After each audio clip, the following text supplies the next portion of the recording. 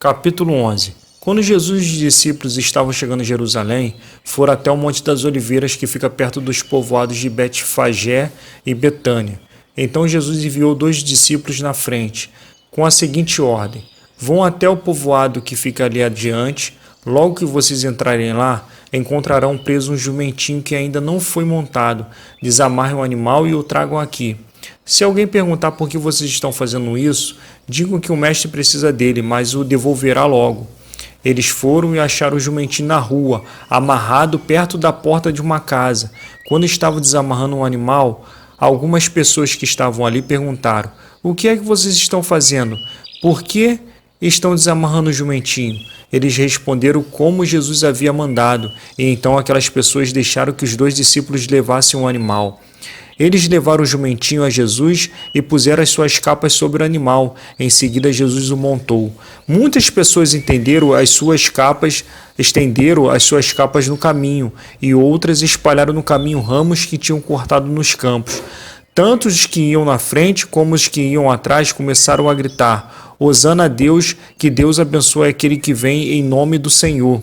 Que Deus abençoe o reino de Davi, o nosso pai, o reino que está vindo. Hosana a Deus nas alturas do céu. Jesus entrou em Jerusalém, foi até o templo e olhou tudo em redor, mas como já era tarde, foi para o povoado de Betânia com os 12 discípulos. No dia seguinte, quando ele estava voltando de Betânia, Jesus teve fome. Viu de longe uma figueira cheia de folhas e foi até lá para ver se havia figos. Quando chegou perto, encontrou somente folhas, porque não era tempo de figos. Então disse à figueira: que nunca mais ninguém coma das suas frutas. E os discípulos ouviram isso.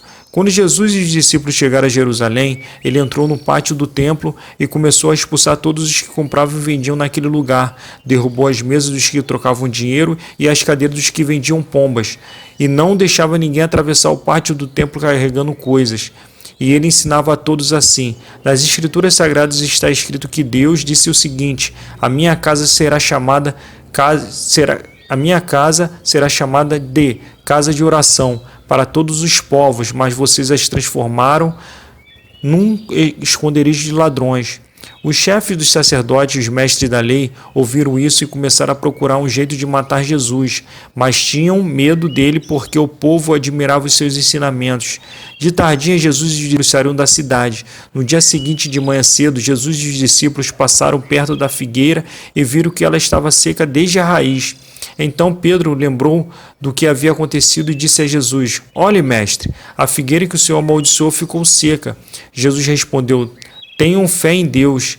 Eu afirmo a vocês que isto é verdade. Vocês poderão dizer a este monte: levante-se e jogue-se no mar. Se não duvidarem no seu coração, mas crerem que vai acontecer o que disseram, então isso será feito.